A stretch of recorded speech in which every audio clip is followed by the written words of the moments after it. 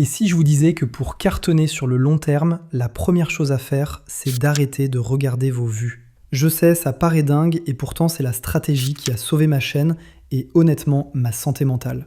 On connaît tous ça, vous venez de poster une nouvelle vidéo et votre pouce ne peut s'empêcher de rafraîchir la page de YouTube Studio toutes les 5 minutes. Chaque nouvelle vue, c'est un mini shoot de dopamine. Chaque heure sans notif, c'est une petite descente aux enfers. On est tous passés par là. Mais ce cycle, c'est un poison. C'est la recette parfaite pour le burn-out et pour éteindre cette petite flamme qui vous a donné envie de créer. La plupart des créateurs sont esclaves de leurs stats et ça tue leur motivation à petit feu. On tombe tous dans ce piège de lier notre propre valeur aux chiffres que nous crache l'algorithme. Une vidéo qui performe, on est un génie. Une vidéo qui stagne, on est nul, on ferait mieux de tout arrêter. Cette obsession nous pousse à nous comparer aux autres, nous enferme dans une spirale d'anxiété et de doute permanent.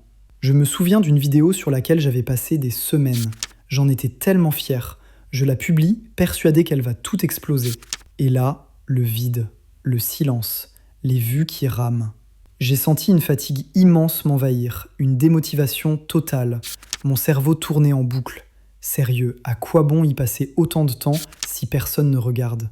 C'est ce jour-là que j'ai compris que j'avais tout faux. Ma motivation était accro à une validation extérieure que je ne pourrais jamais contrôler.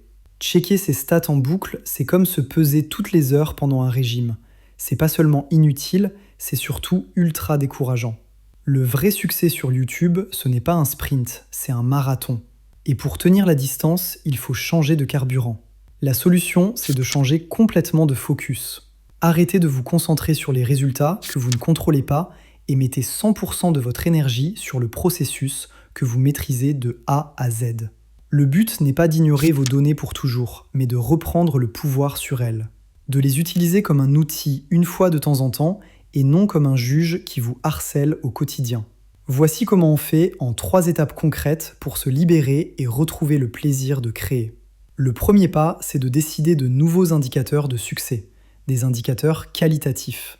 Oubliez un peu les vues et les abonnés. Votre nouvel or, ce sont les commentaires qui apportent quelque chose. C'est ce message privé d'une personne qui vous dit que votre vidéo l'a vraiment aidé. C'est le taux de rétention qui prouve que vous avez su captiver votre audience, même si elle est encore petite.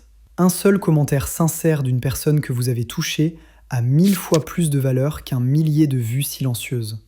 Ces interactions sont la preuve que vous bâtissez une vraie communauté.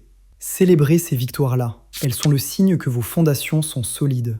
Quand votre moteur, c'est l'impact et la connexion, votre motivation vient de l'intérieur.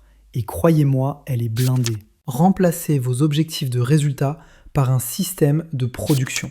Un objectif, c'est « je veux faire 10 000 vues ». C'est un chiffre, c'est stressant et c'est hors de votre contrôle. Un système, c'est « je m'engage à écrire, tourner et monter une super vidéo toutes les 2 semaines ». Ça, c'est 100% entre vos mains. Concentrez-vous sur l'amélioration de vos compétences à chaque vidéo.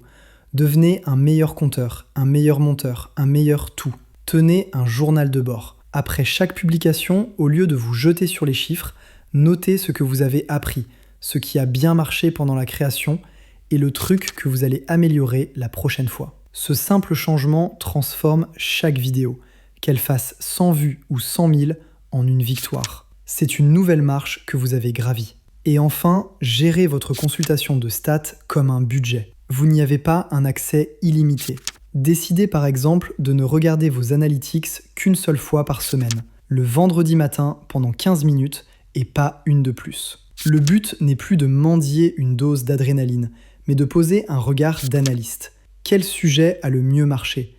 À quel moment précis les gens décrochent ? Pour aller plus loin, tentez la cure de désintox. Pendant les 24 heures qui suivent une publication, interdiction de regarder les chiffres. Postez, fermez l'ordi et allez marcher. Libérez-vous l'esprit. En créant cette distance, vous cassez cette addiction aux chiffres et vous réinvestissez votre énergie mentale là où elle compte vraiment, dans la préparation de la prochaine vidéo.